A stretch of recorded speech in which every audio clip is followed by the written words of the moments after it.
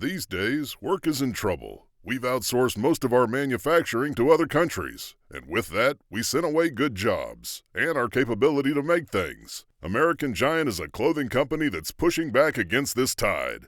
They make all kinds of high-quality clothing and activewear, like sweatshirts, jeans, dresses, jackets, and so much more, right here in the USA. So when you buy American Giant, you create jobs in towns and cities across the country. And jobs bring pride, purpose. They stitch people together. If all that sounds good to you, visit American-Giant.com and get 20% off your first order when you use code STAPLE20 at checkout.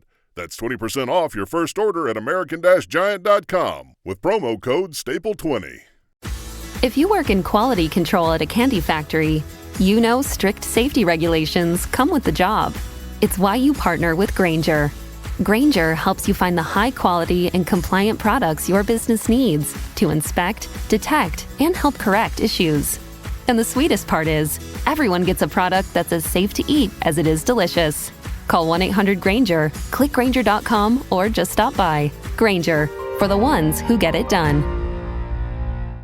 Hello and welcome to the Cult Vault Podcast, your dedicated podcast for uncovering the darkest corners of cults and coercive control.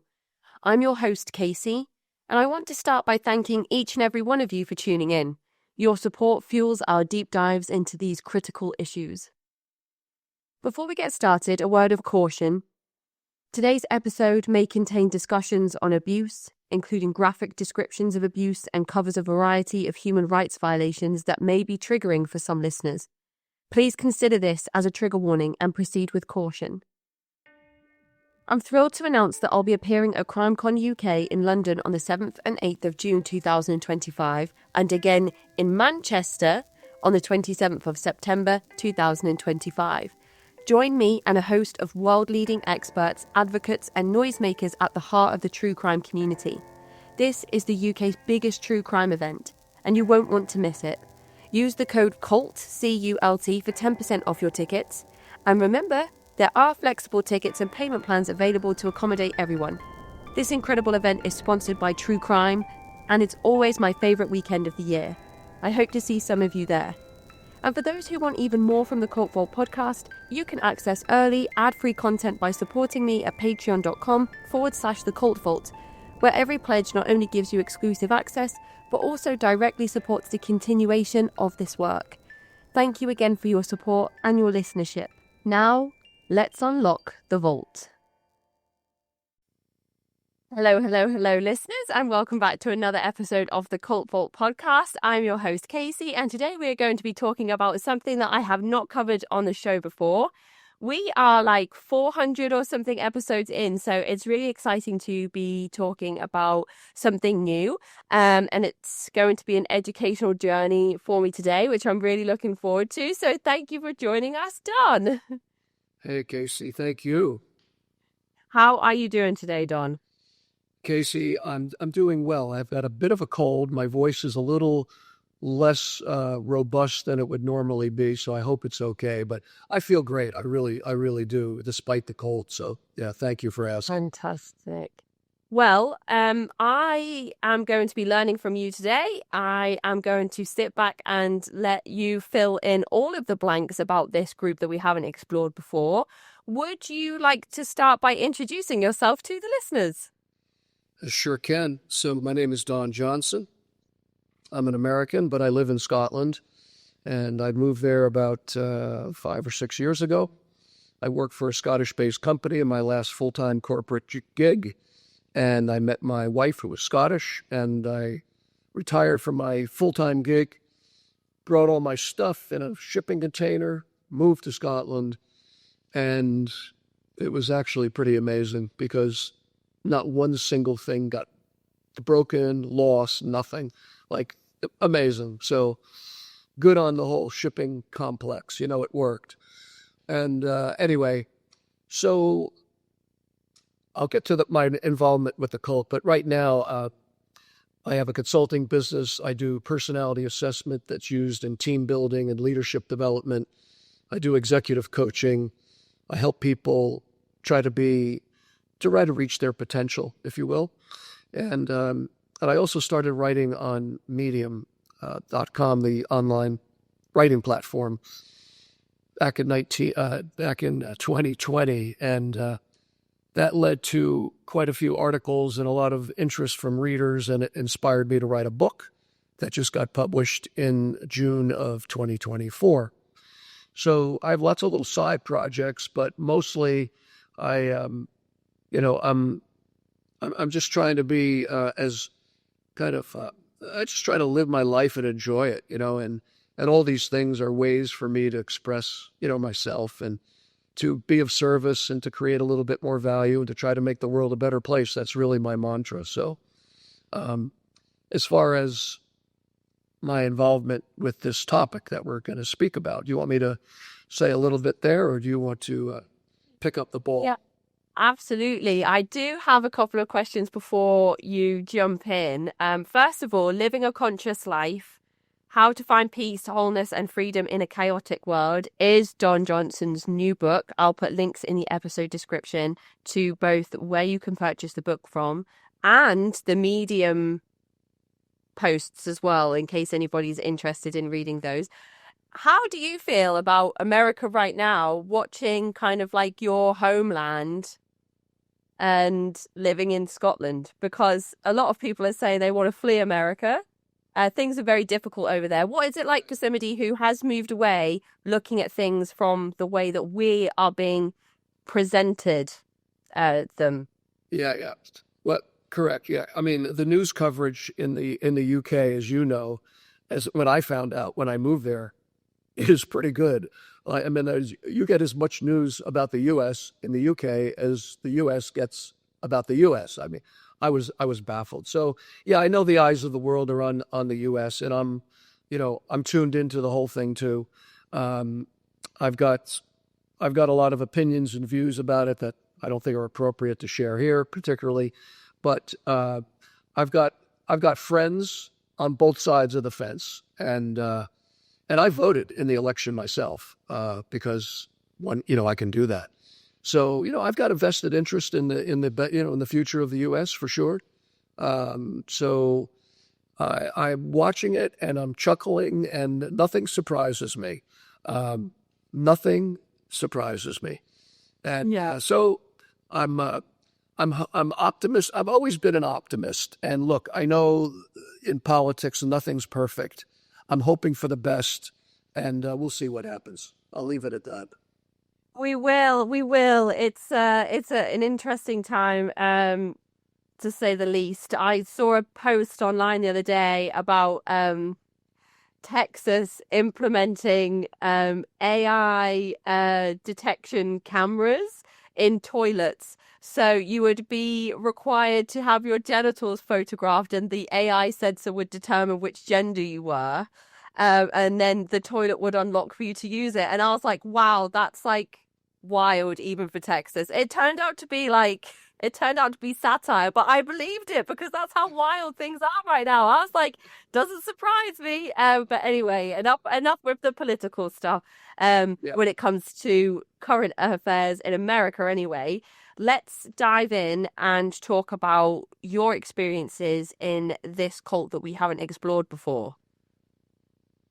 So, I don't know much about this group. I don't know how it started. I don't know who started it. I don't know kind of like I guess, understand where the influences in the doctrine come from, but that's probably about it. So could you fill in all of those blanks, please, Don? Yeah. I saw your question about, how did it start? So here's how it started. There was an Indian man. His public name was Sri Hans. I don't know his last Indian name, but he was born in 1900. He was interested in spirituality as a young boy. And as he grew up, he found various teachers, gurus. He followed someone. He developed, a practice of meditation and spirituality, what have you. And then he became a guru in his own right. If it was late 40s or early 50s, he started to have a large following in India. And when he died in 1966, he had millions of followers around India. And he had 4 sons, and his youngest son was eight and a half years old when his father died in July 19th of 1966. So there was a power struggle, I think, at the time. There was a mother, and there were 3 elder sons, and then there was the younger son. And some very influential, younger, devoted followers of Sri Hans decided to take the young boy and put him on the stage, while the others were in a room arguing about who could be the next master, because he was known as a master, a perfect master, someone who could lead others and reveal God to people and so forth. So, at 8.5 years old, this young boy, Prem Rawat, took the stage and declared himself to be, the next master, taking on the work of his father. And his father, at some point, apparently, told him that, he said, I want this knowledge, this inner truth that I reveal, to be taken to the world, take it outside of India. So I think he embraced that. And like I said, about 1970, I think a couple of van loads of hippies from your country, and maybe a few of mine, some kind of vans, made their way to India and found themselves at this location of Prem Rawat up near Nepal in northern India, and discovered this young boy and were enamored with his, with his dialogue, with what he was saying. And so they sponsored him to come to the UK. And he dropped out of school when he was about 12. And he decided to test the waters, come to India, come to the UK, come to America, see what kind of interest there was. Well, there was tons of interest, in this kind of thing. In 1970, 1971, this was the whole counterculture movement and so on. So he began to develop a following. And that launched, my involvement in this thing. So let me pause there. Maybe you have some questions of things I didn't cover. That's fantastic. I have lots of questions about the logistics of a 12-year-old, traveling the world. I don't know if you have any of those answers. Well, he was surrounded by, the elders, and they certainly, were his staff and so on. And then you've got, lots of very inspired people. I mean, his message was, look, I can reveal this inner peace to you, and through that, we can bring peace to the world. So it was this mission, this lofty mission, that I think captivated people, particularly, younger people in their 20s, who were largely the ones that were following him and attracted to him. These are people who were, anti-war, protesters, people that had gone through all kinds of psychedelic experiences, other gurus, looking to transform the world, get on a mission. I mean, and the carrier of the message, this is important, is a young boy dressed in white. What could be wrong with that? So you play out all the psychology there, and there's this innocence, and there's this message of peace. So that was very attractive. It was attractive to me, because I got involved in this in 1972. Not quite in the beginning, but pretty close. And I was looking, I was searching, I was open-minded. I wanted to understand more about myself. So when somebody comes along and says, I can show you your higher self, your inner truth, and try it. The message was pretty basic. Try it. If you like it, keep with it. If you don't like it, walk away. Well, fine. So I went through a initiation process, from one of his close followers. It's called, in Hindi, there's a word called Mahatma. And I might refer to it numerous times in the podcast. So Mahatma means great soul. It's a close follower, someone who's been anointed by the master to teach others on his behalf. So I learned these techniques. I was in college. I went back to my apartment. I sat down, closed my eyes, and I started practicing. And I said to myself, wow, there is something peaceful here. Well, of course there is. If you close your eyes and you go within yourself and you focus on your breathing and some other techniques, these are not new techniques. These are ancient techniques. They weren't Prem Rawat's techniques. And so, I learned them from one of his followers, a Mahatma. I sat down and practiced. I said, there's something here and I'm curious about it. I want to find out more. That's how it started for me.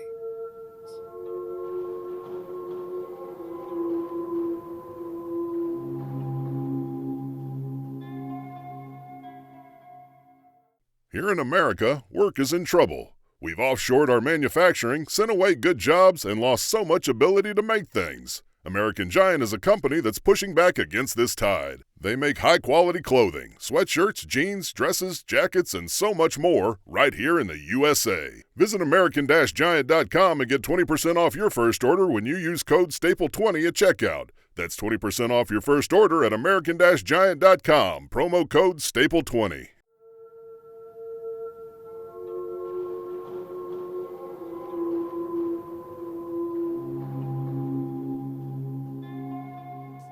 Did you hear of this kind of like young enlightened boy that was traveling around? Like, did you hear word of mouth, or maybe some friends went to visit? And I'm interested in hearing about your first encounter or experience with him personally.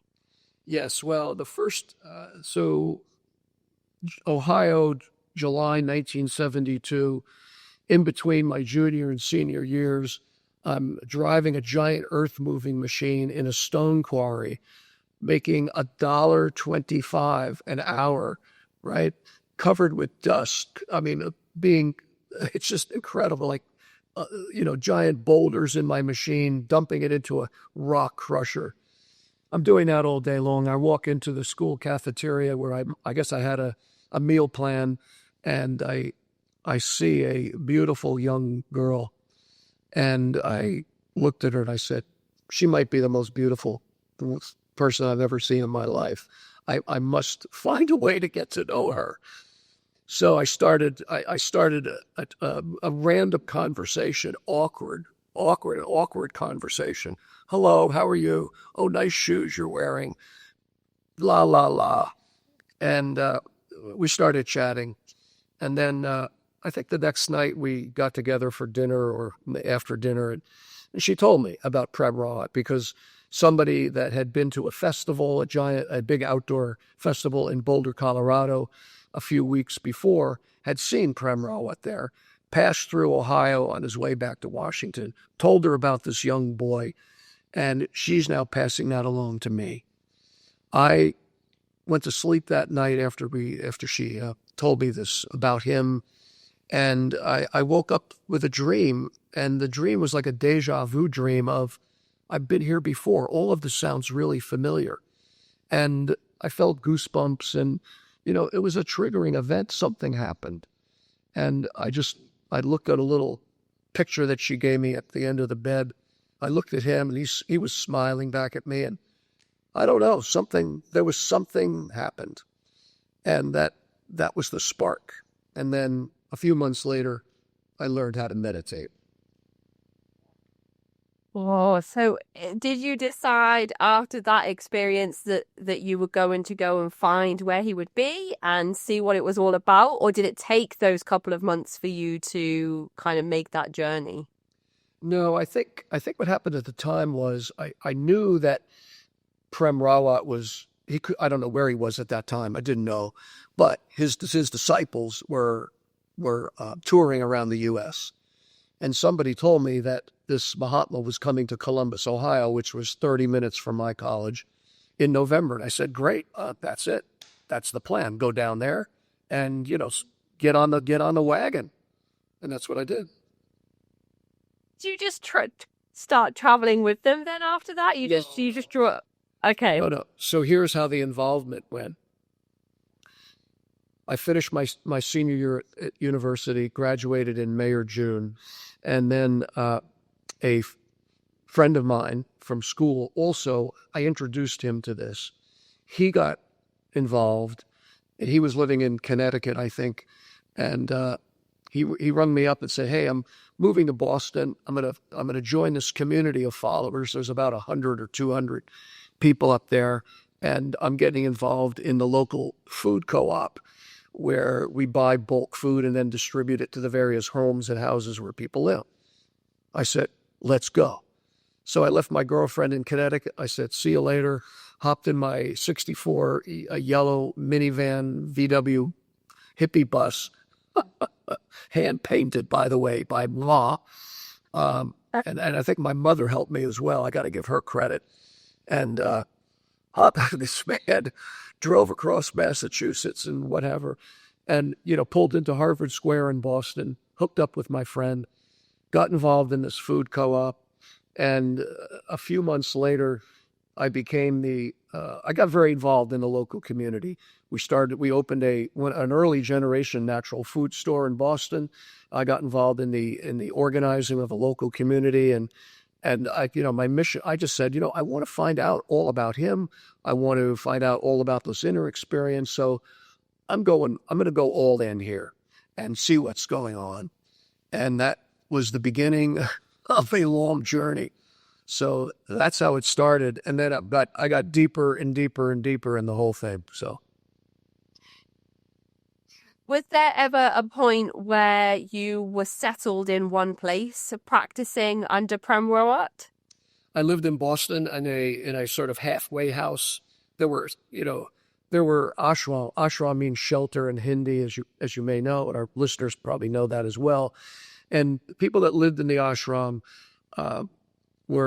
took vows of poverty, chastity, obedience. It was a very kind of austere, environment, and part of it was set up to help support. Not everybody in the ashram had a job of some sort. Some worked outside jobs, some had inside the organization jobs. But part of the ashrams, of which there were, I don't know how many there were in the U.S. and around in Europe and the U.K. at the time, dozens and dozens, maybe 100. They also helped support Prem Rawat, so it was a way to pool money. Anyway, I lived in Boston for a year in that sort of ashram, and then went out to the headquarters in Denver for a while, and they asked me to tour around the U.S. and help other communities set up natural food stores, which I did in Chicago and Atlanta. And so I was about like a year or two in some of these cities doing various administrative duties, and then they tapped me on the shoulder in 1977 to become a instructor, a Mahatma. The wording had changed by that time, so it was more Americanized. So I was then asked to join a group of my fellow Americans and actually people from all around the world out in Malibu, and I went through this instructor training program for a couple of months, living in houses up in Malibu on the floor on little foam pads and sleeping bags and things like that. And we would go up to Prem Rawat's palatial residence on the top of a mountain in Malibu. Every now and then he would meet with us and la, la, la. And then eventually I was knighted. I was anointed to be an instructor. And that meant pack your bag. You're going to go out and tour the world and speak every night about your experience, about Prem Rawat. You're going to be an emissary. You're going to be you're going to carry the flag, so to speak. And that's what I did. Okay. And so I didn't want to become a monk necessarily, but in order to work closely within the organization, most people signed up for that. So now I'm technically, I guess you could say, I was a monk. I was a yogi monk. So when it comes to meeting Prem Rawat for the first time, yeah, I'm sure that is a memorable experience. Yes and no. My first time seeing him, he was like a little dot on a stage, and I'm way up somewhere in the nosebleed seats in Louis Armstrong Stadium in New York City, in Long Island, right?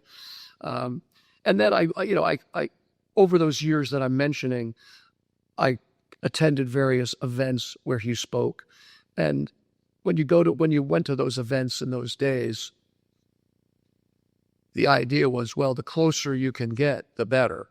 So, and I could see how the system worked. And the system was basically the people in the front were people that were around him personally. Then there were sort of the next layer, the next circle. Then there were the big donors. They would be always up front with good seats. And then, the working class was wherever they could squeeze in and be grateful that you got a seat anywhere. That was kind of how it worked. There was a hierarchy. There was a pecking order. So I didn't really get close to him. I guess the first time I sat in the same room, in a small room with him, was probably during our instructor training in 1978, I guess, up in Malibu. And, it was I don't remember it exactly, but there was a lot of trepidation to be around him, because you're sitting at the feet of the master. You don't want to do anything wrong. You want to look good. You want to pay attention. You want to say the right things. And, little did I know, actually, although right before I went to Malibu in 1977, I was in Philadelphia. And I went out to lunch with a friend of mine. And he said, "Have you heard about Prem's heavy drinking?" Now, Prem at this time was, he was about 16 or 17 years old. I said, "What are you talking about?" He goes, "Yeah, I know people out at his residence, and he's knocking down bottles of cognac every week, getting completely inebriated and shit-faced." So I'm thinking, so it landed on me, and that was the first time I had a doubt, because something in me just said, something doesn't feel right here. I don't know what it is. So, I carried that out to Malibu. I didn't say anything at the time. But I went out on tour in the U.S., and this niggling voice was there. And it followed me wherever I went. Followed me to Africa. Followed me to Australia. Followed me to Europe. Followed me here. Followed me there. Finally, and there were lots of people talking about, look, it doesn't matter what the master does. He's the master. He's in, as he said, when he came over in the beginning, I'm in permanent God consciousness all the time, and he's talking about how that when his devotees at that time experience something within themselves, a beautiful experience of meditation, of inner joy or peace, that is a function of the grace of the master. So it was a heavy devotional message that he was giving in those early years. And it went on for many years, actually. So anyway, I just figured I've got to wrestle with this thing. And maybe the only way I learned is I can't really beat it, so I just have to let it go. I just have to not think about it. Because if I think about it, I'll go mental. And going mental was not fun. So I said, I'm going to not try to get involved in it, put it aside. Right. But I couldn't put it aside. So in 1978, at an event in Tucson, Arizona, the guy that was in charge of the instructors, and there were about 50 of us at the time, we were at this 3-day event. He came to us and said, anybody that would like to have a private conversation with Prem Rawat, let me know. You could do that. And I thought, wow, this seems like synchronicity, because I've got this issue, this monkey on my back that I cannot get rid of. Now I could talk to him about it. Maybe he can help me sort this out. Sounds good, right? So, my turn comes. The little security guy opens up the door. I go into this conference room, white carpet that must have been 2 inches thick. I walk in there. I crawl up to the front. He's sitting on a little chair with his feet on a little pillow or whatever. I kind of make my way up there. I pay my respects. And he says, "What's up?" And I say, I couldn't even bring this is how conditioned one gets. And afraid, I was fearful. I walk in and I couldn't even say, "Hey," and his name at the time was Maharaji. That was what everybody called him. His Prem Rawat was his legal name, but we weren't using that at that time. Maharaji. I said, "I hear Maharaji is drinking." I didn't say, "I hear you are drinking." I couldn't be that direct. I had to go third person. Oh my God. Anyway, the first thing he said was, "Who told you?" Yeah, that was what he was interested in. Who ratted me out? Because around his personal staff were sworn to secrecy. His pilots, his cooks, his cleaners, his maids, his butlers, his security, and his videographers, everybody. And they became known as X-rated. They were X-rated because they knew what was going on behind the curtain, but they had to keep their mouths shut. So he asked me that. Well, I wasn't going to tell him I wasn't going to throw my friend under the bus. So I just told him, I said, one follower in Pennsylvania. So he was looking for, is it somebody at his residence? Because I can imagine if I said, "Hey, it's Joanne at the residence." Well, you can guess where Joanne would be 24 hours later. She'd be packing her bags and be up in Bangor, Maine, and never see the light of day again. So anyway, he said, and I'm, you can imagine I'm flooded with endorphins, with testosterone, with whatever chemicals are in my body. I'm sitting there in this sort of elevated state. I can remember a couple things. He said, maybe it was a test, the drinking. It was a game. It was a test. Like for the followers, this is a common thing in India. It's called a Leela. The master plays games with the devotees to test their faith, to test their devotion. He said, maybe it's a game, maybe it was this, maybe it was that. Then after that, he said a bunch of things, probably stuff about, you got to watch out for your mind. It'll come and get you in any way. He gave me a little speech. I don't remember really what it was about. However, I left, and I'll come back to that in a second. Later that evening, he gave a public address to probably, 8,000 or 9,000 people. And in the address, he gave a really strong address about the dangers of this dark thing called the mind within us, that is this undifferentiated thing, whatever it is. There's the heart and there's the mind. That's basically how simple he made it. The heart is good, the mind is bad. So he gave a very strong message that night. And of course, I'm sitting there listening. I'm going, yeah, I think he's talking to me, or, but he didn't mention my name, of course, or anything like that. Anyway, so I left that meeting with him, and I felt relieved that I spoke. But it didn't really answer the fundamental question that really didn't get the answer. So, you might say, well, what did you do next? Well, I went back on tour. I went off to, someplace for another 6 or 9 months, I think to Europe. And then I was asked to come back to the U.S., and his right-hand man, a guy named Michael Detmers, who was his personal assistant, asked me to become the president of the organization that was supporting his activities. So I came to Miami, and he asked me to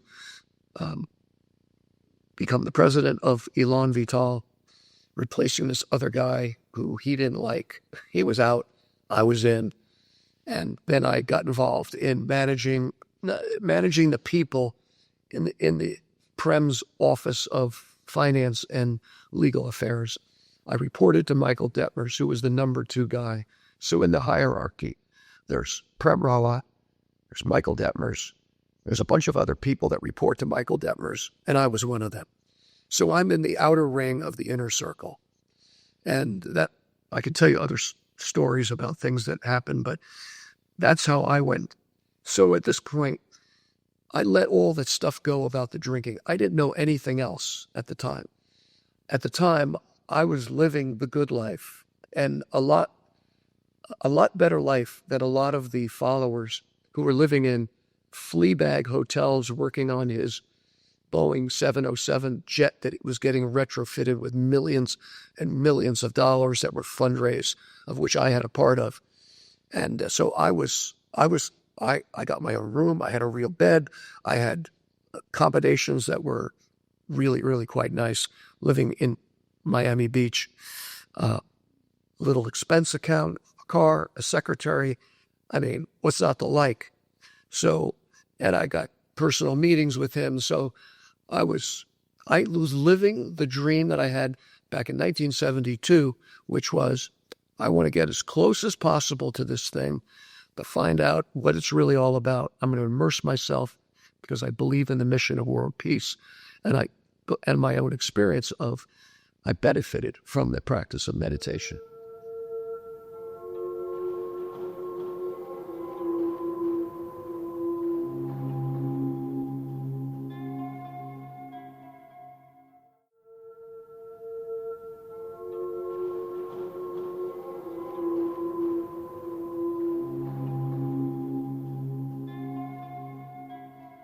Cognitive dissonance sounds difficult to kind of overcome in terms of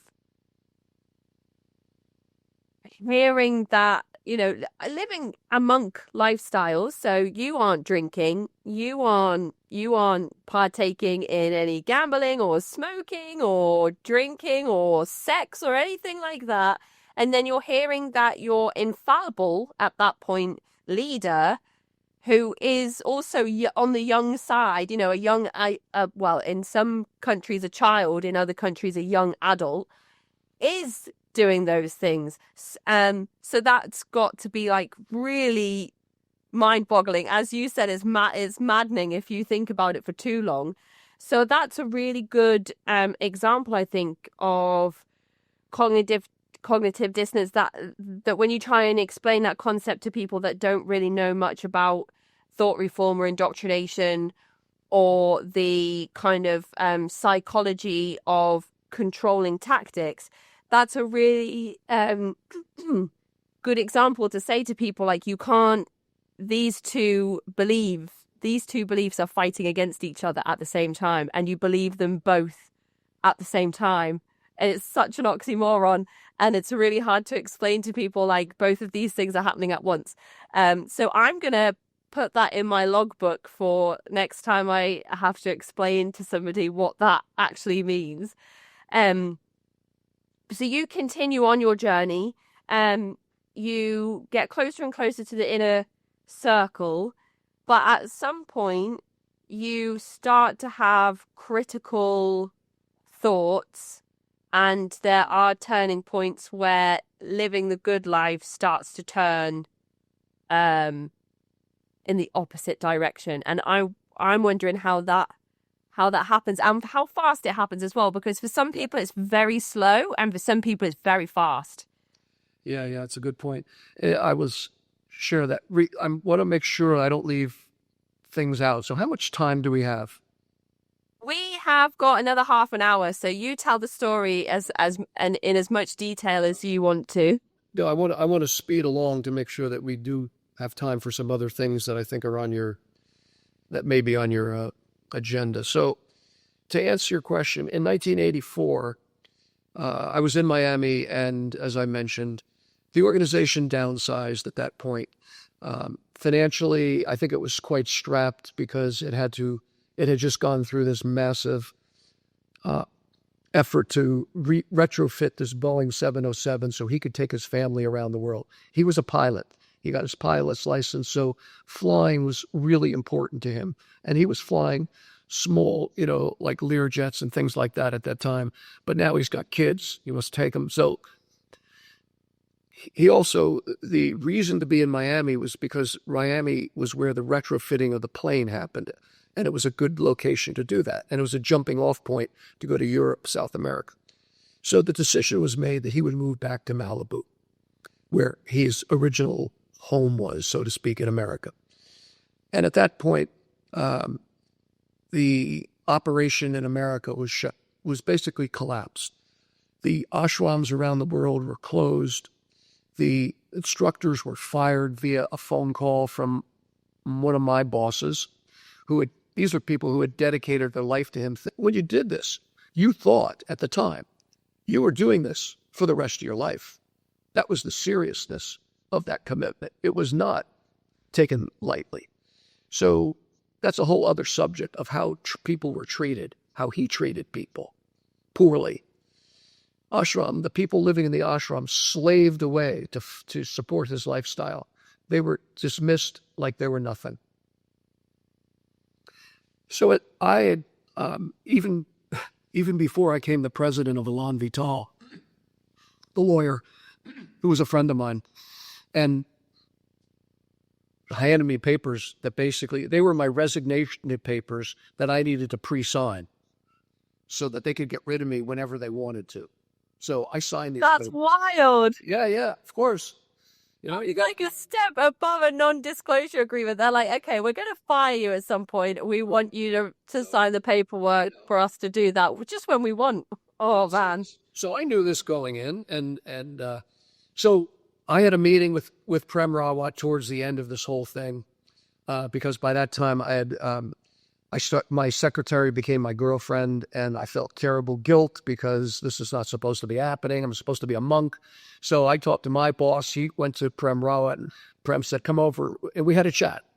And I told him what was happening. I said, look, I'm now involved in a relationship with the woman that answers your mail. And he didn't know who that was. And I said, anyway. He said, look, just keep being the president of Elan Vital for now, but stop being an instructor. I don't want you. He had some notion. I don't know what. Anyway, the point is that when the operation moved from Miami to Malibu, I was no longer needed as the president. There was a guy in Malibu who could do some things out in the Malibu area that needed doing, so they made him the president. I began to, with my now wife, to start over at 33 years old, dead broke, in debt, with nothing. With nothing. I mean, I'm saying with nothing. So before long, shortly I got a job selling telephone systems in Miami, knocking on doors of small businesses, making a pittance, and trying to get my life together. So at that point, I was in survival mode. I didn't care what Prem Rawat was doing. I needed to find a way to live. So over the next 3 or 4, I sold shoes, women's shoes in a department store. I sold vacuum cleaners door to door. I sold men's suits. I did anything to try to find a foothold in corporate America so to get a job. And eventually I did. I got a job teaching sales training at a bank.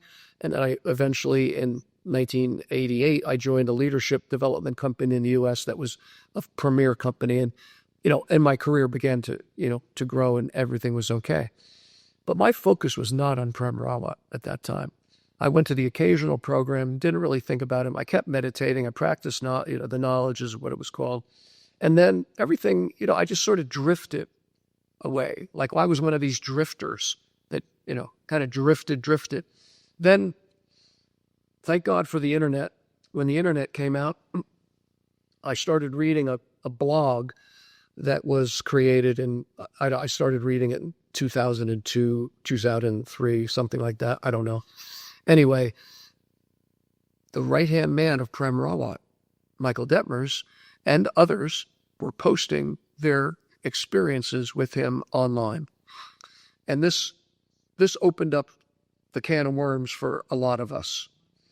And he self-disclosed all the things that were going on in Miami when I was there, working for him, that I didn't know about at all, that were shielded from everyone.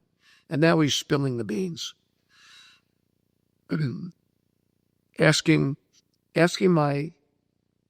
Michael to set up trysts with female followers. Smoking, drinking, womanizing, you name it, he's doing it. So this is all now out on the internet. So I'm reading this, other people reading this. And at this point, I was just like, it was like reading porn. I was like, oh my God, I shouldn't be reading this. It's like, I'm reading, this is my master. This is his private life. Oh my God. Part of me felt almost guilty reading this stuff. I was like, oh, I don't want to go to that site. The ex-Premi site. That looks evil. Premi means lover in Hindi, and Premis were the name of followers of Prem Rawat. Right. So I'm reading this stuff, and I'm just like, you know what? I'm still trying to come to grips. How does this whole thing? How does it all work with him? What's he doing? And then, all the pieces started to really come together, and then I read not just one person's accounts of him who were around him, multiple people cross-referencing about his behavior, his demeanor. It all was saying the same thing. He's pretended he was God because he was asked to wear that mantle, that role. So he took the role seriously. I'm here to do this work. But he portrayed himself as special, as more enlightened.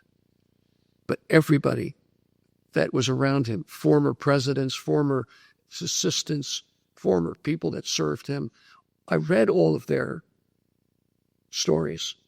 And they all said the same thing in different ways. He's not who he pretended to be. But what he did during that time was he built a multi-million-dollar empire. People gave him their life savings. We had millionaires buying in jets, leasing him jets. The money was pouring in. People put them in their wills, and they're still putting them in their wills today. So he's accumulated hundreds of millions of dollars over that time period because he encouraged devotion to him as the secret to this meditation, which these techniques, lots of gurus are teaching these techniques. There's nothing unusual about them at all. So I drifted from him and I said, I'm going to separate the teacher from the teachings. I'm not going to follow him any longer. And I began to disengage more and more and more. But what really did it was when I started writing on Medium in 2020, I wrote an article about how I reclaimed my life when I was in a cult, and I think I sent this to you. And it was a way for me to finally kind of process and get it all out. And meanwhile, I'd been to therapy back in the early 90s. I'd done other work around shadow and childhood wounds and all this stuff. So I had done a lot of work by this time. So when I started writing publicly, that was my way, I think, of coming out of the closet and saying, this is where I am, because I made a lot of friends. There was a lot of community. There was a lot of support within the cult. Dear friends, lots of loving relationships met, as you can imagine, when you're in this environment, supporting one another, helping one another. It was the relationships and the people there I loved. So now, basically now I'm throwing them all under the bus because I'm saying, hey, your guru's a fake, and I'm no longer part of this party. So basically I started getting nasty messages from people. People trashed my book when it went on Amazon, this, that, and the other thing happened. But I wrote this article, and that helped me kind of go another step of disengaging and putting all the pieces together and realizing that this was one big scam. And then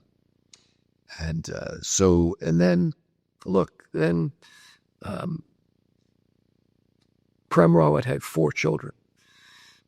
And the eldest son's wife reached out to me when she read that article and said, can I talk to you? And it was friendly. It wasn't like, hey, I disagree with you.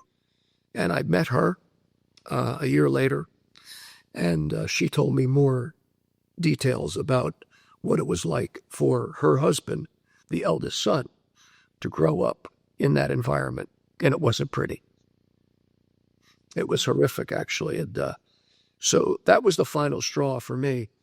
And I'm talking about sexual misconduct with children, his children. So for me, that was the last straw. And I said, I don't see anybody else speaking up. Nobody else is writing in the public in the public, so the public can access this. So I will. So I got to know the eldest son, and I've written articles about what he said. Those are all published. He's made public statements about his experience, and those are capsuled, quoted in my articles. They're in social media. He's made it very clear about these allegations. So that has pretty much ignited a firestorm. So I was on a podcast recorded last November, and that podcast was recorded with a very well-known cult podcaster, somebody that you know. I wrote an article after that, and I mentioned the fact that this podcast would get released in January. Well, on November 26th, that's Thanksgiving in the States. I was in the States at that time. I opened up my email on Thanksgiving morning, looking forward to a day of American football and this and that. Oh, it's going to be great. Open my email. It's the podcaster. And this person is writing the attorneys who sent her a very threatening slap letter. And she's copying me. And she's saying, look, this is your problem. I will not air the podcast, because the podcasters were threatening her, saying, if you have him on your show and he's defaming Prem Rawat, we're gonna bang the big drum. And so I looked at this letter and I said, holy smokes.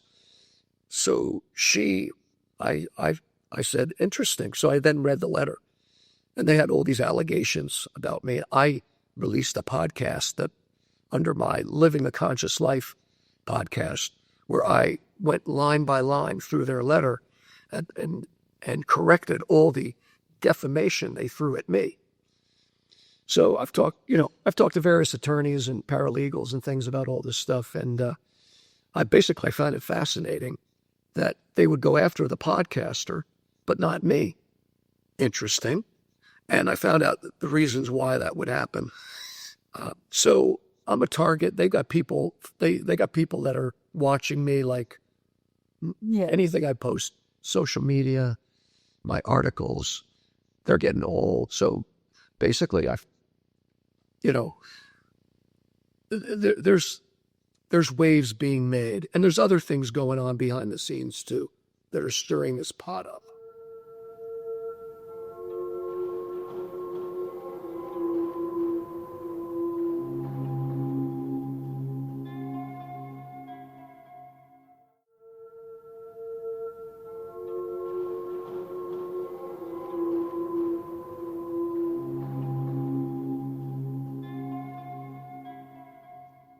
Really interesting that you've written your book, it's published, it's out in the world, people can go and grab a copy now and read it. The Medium posts are all out on the internet.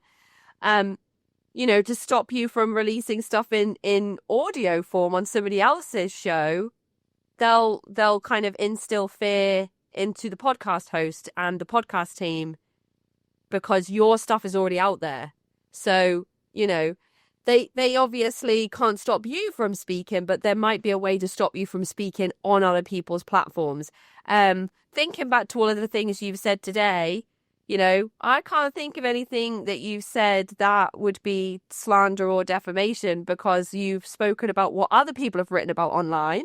Yeah. And even your personal encounters with Prem Rawat as an individual on a one-to-one basis, you're saying, I remember bits of it, but some of it I don't remember, don't really know what's, going to be reputationally damaging about those particular things. So, there's probably still a way that people would say you shouldn't be airing this conversation, but we're going to put it out anyway and just see what happens. So in terms of bad reviews on your book, that is exactly the same as what happens with the podcast. I still get people, funnily enough, I know it's not the same thing, but kind of in the same territory. It's Bhagwan Sri Rajneesh who is absolutely defended to the ends of the earth more than anybody else on this podcast. The YouTube comments from people that still practice Rajneesh's teachings and the way that they say no children were harmed, even though I've had adults who were harmed as children that were part of that movement due to their parents, bringing them, having them and raising them in that environment. It's wild to me that people can say that didn't happen when you've literally got, they're saying it on an episode of an adult saying this happened to me as a child, and people are like, no, it didn't. I'm like, wow, okay. Yeah. The cult brain, as you know, runs deep. It does. Well, I'm sorry that you've been subjected to intimidation tactics. Fair gaming is what they call it. So it sounds like, there's a bit of fair gaming going on. You're telling your story and they are telling their version of your story. It's your story, so I'm going to go ahead and say you probably tell it a bit better. But that's me being biased because I'm talking to you right now. So when you mentioned before that it was very difficult for people who were kind of on the lower end of the hierarchy when it came to living conditions and things, you had a job inside this movement. So you had an income, you had, kind of like responsibilities. And it's hard to think about this being a job and a lifestyle.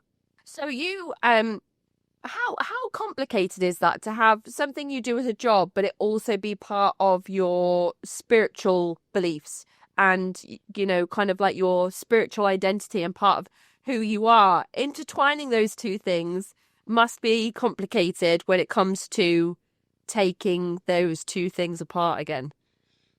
Well, yeah. So during that time, of course, there was no conflict. It was, I was having a great time. I have probably 100 letters that I wrote to my parents when I was in the ashram. And let me clarify one thing. Let's say there were 10 or 15,000 followers of Prem Rawat in the U.S. Only about 10% of those led a Spartan lifestyle. So that was a choice of a few people. Most people just had jobs, lived their lives, that kind of thing. But some of us, went in, right? So during the time I was there, I was happy. I was very happy. When I left, I realized that my identity was very tied up into my position, my role, just like it is in anybody has a job in corporate America. You got some title on your card like vice president or manager. And then if you get fired or downsized, you go through a psychological process of loss, and the brain sees that as a threat, just as we did in the days of, our great ancestors. If you got kicked out of the tribe, that was a death blow. So when you lose your job, the brain sees that as a threat, a death blow. So when I left Elan Vital, I was stressed out big time.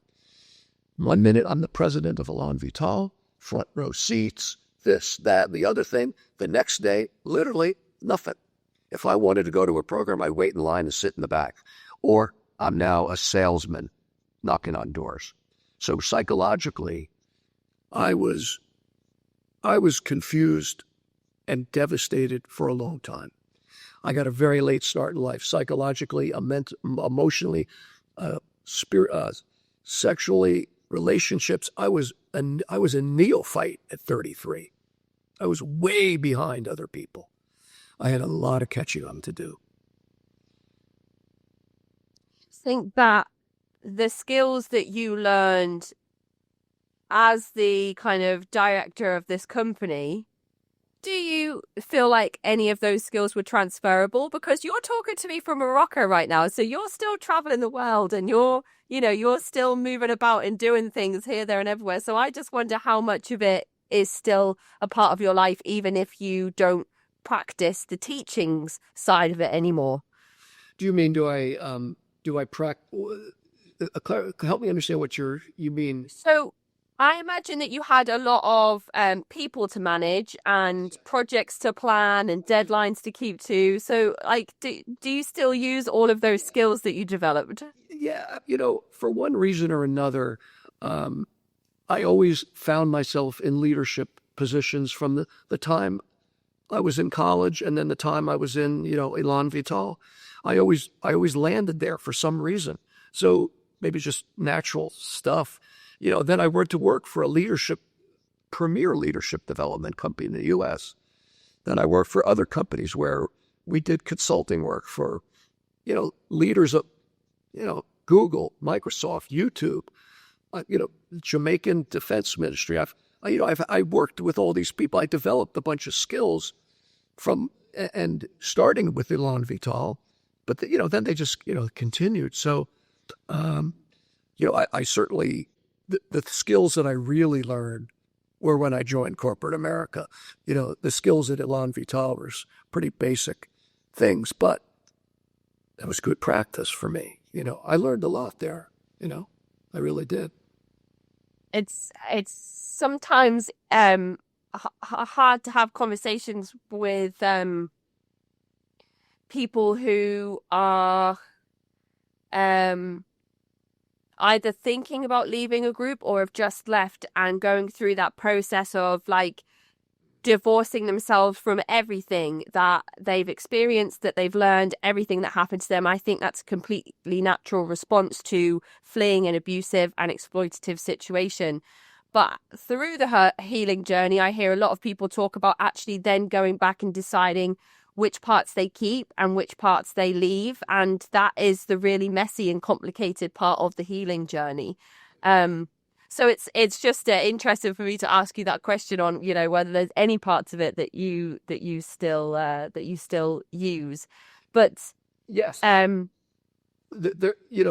and there are. So for people, people listening and people that are supportive of me, some of them still practice the meditation, perhaps not as he prescribes it. I don't practice it as he describes it. I practice it as I've evolved into my own version of that. And of course, this is heresy for the people that follow him because I've had many different spiritual experiences while I was practicing this with Prem Rawat and then in other modalities after that.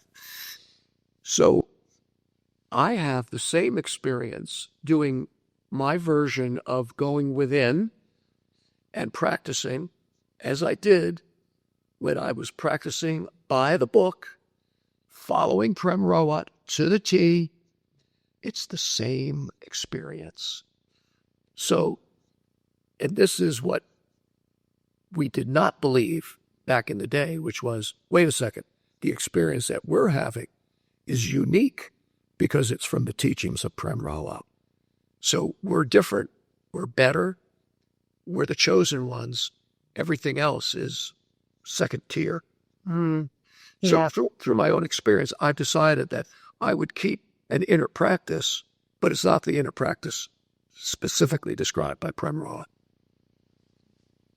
So your book, it's available now for anybody that would like to have a read, Living a Conscious Life. What can people expect if they pick up a copy? What are some of the key themes and messages that you have included in your new publication? Yeah, thank you.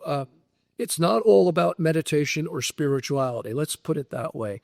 You've got chapters in there, and if I had a book, I'd read them all out to you. But you've got chapters with titles like how to make the most out of your life, how to have a skillful conversation, how to use verbal Aikido to solve an argument, 5 ways to be a better listener, the topics of inspiration, practical tools for communication. It's their stories, their life lessons. It's me being completely honest about my own successes and failures, probably more failures than successes, lessons that I learned. And so it's cobbled together in such a way that you can read a chapter, put the book down, pick it up, read another chapter. and so on. So it's like a handbook with lots of tools and techniques in it. And yeah, it's got one section on my experiences, with meditation, and my story about leaving the Prem Rawat cult too.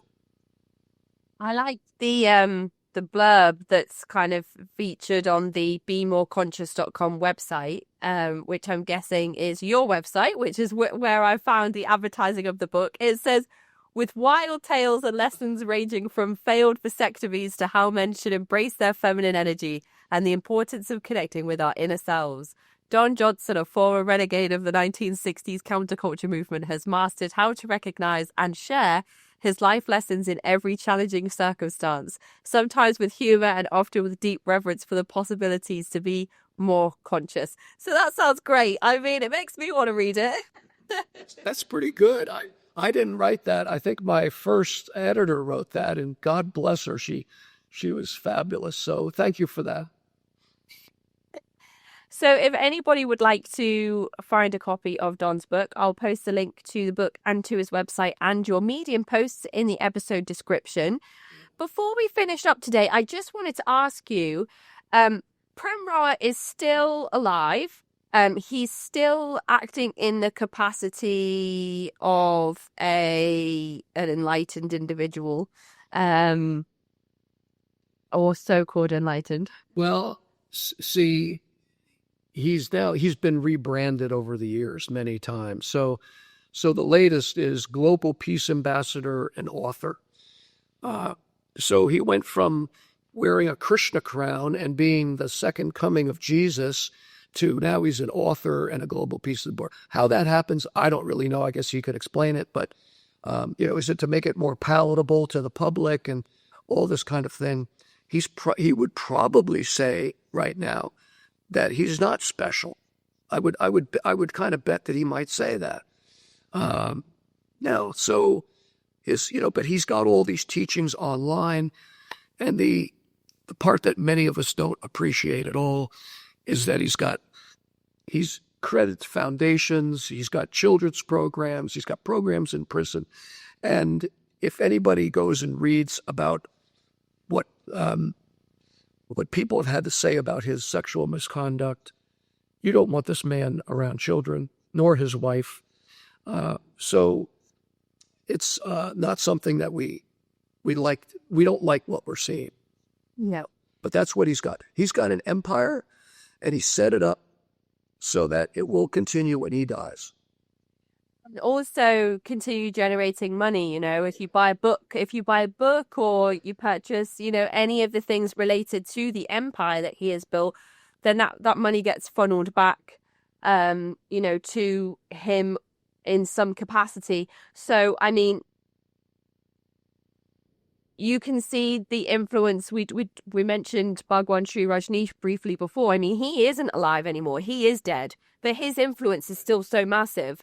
And I imagine that he is still making money even though he is not alive anymore. So I think it's important to be aware of, what we are supporting. There are small boycotts that we can do that won't make a massive difference, but they still make a difference. Like, for example, a group of my friends asked me if I wanted to go to the cinema and watch Top Gun 2. And I said no, because I don't want to pay my money to a Tom Cruise film because he gives so much of his money directly to Scientology, who traffic children and violate human rights left, right, and center every day of the week. So, it's not a big thing that I can do, but I can make a conscious decision to say, I don't know that I want to, and it is difficult to do that because with the amount of abuse allegations that are coming out at the moment, and have been coming out over the last 10 years, there are so many musicians and artists and actors and politicians and people that you admire and respect that you no longer endorse or whose work you no longer follow, which is a shame because in a creative project like a film, like Top Gun 2, for example, there are so many different professionals involved in those projects, and it only takes one exploitative individual to ruin that project for everybody involved. So That's my small little protest. It's not a big one, but that's what I'm doing on my end, my little pebble in a big ocean. Do it. Every little bit helps, So for anybody listening today that has been a member of the Prem Rawat movement, or for somebody that's coming out of anything similar, do you have any words of advice that you might offer to people who are on their own healing journeys? Yeah. Find the facts. I've had many people reach out to me after they've read my articles looking for a little bit more support groups. I know there's some support groups that are available to ex-Prem Rawat followers through the beautiful people that are friends of mine that are doing their best to help others. So, I created a website. It's called resourcesforthetruthAboutPremRawat.com. It's a lot of words. But on that website, I've taken what I could find in other websites and that are very old and difficult to navigate and put it up on that website in an easy-to-read manner. There's articles there that I've written. There's articles there that other people have written. There's whistleblower and eyewitness accounts all in one clean place. So, hey, people can read it and judge for themselves, if they want to take this on board or not. But it is a resource. But I hope people can use their critical thinking and ask the hard questions and be patient with themselves, because for some it takes time for the healing. Others, pulled the plug quickly. But I told my story. For me, I guess I was a slow learner. How many more days have you got left in Morocco before you have to go back to icy Scotland? Yes, I'm here for another 2 weeks, actually. So I'm feeling very fortunate. It's a relatively inexpensive country. The people are beautiful and friendly. It's really quite something. It really is. So I get to do a little bit more work and a little bit of not work, and then get back to Scotland in a couple of weeks. Yeah. I would love to visit Morocco. There are so many parts, kind of like close to Europe that I would like to go and visit. But Scotland is one of my favorite places to go. My partner and I occasionally, one time he made me climb Ben Nevis, and I cried on the way up, and I cried at the top, and then I cried on the way down, because we didn't have any of the right footwear or clothing on, and I've never climbed a mountain in my life, so it was a pretty big undertaking. But I must say that driving through Glencoe is one of the most magical experiences that I've ever had in my life. And for anybody that doesn't know about Glencoe in Scotland, it looks like Middle Earth in Lord of the Rings. That's the only way I can describe it. It's incredible. Yeah. I've been there many times in Glencoe, and I think I've done Ben Nevis too. That is tough work. That's brutal, but good for you. But Scotland is a beautiful country, like you say. It's rugged, it's earthy, it's magical, it's amazing. It is, and it's got a rich history as well, which is always interesting to learn about.